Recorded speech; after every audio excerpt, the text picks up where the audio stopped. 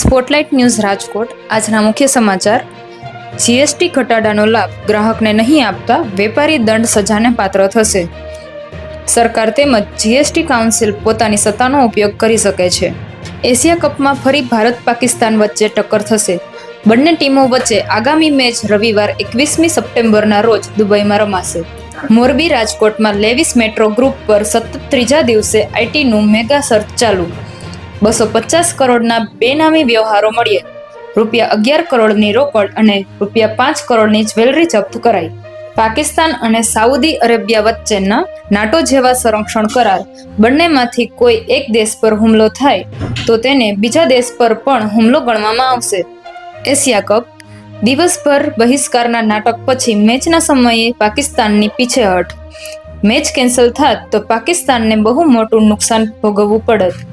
રાજકોટમાં મંડળીમાંથી લોન લીધાનું છુપાવી બિલ્ડરે 17 ફ્લેટ વેચી નાખ્યા. ફ્લેટ માલિકોની પોલીસમાં ફરિયાદ.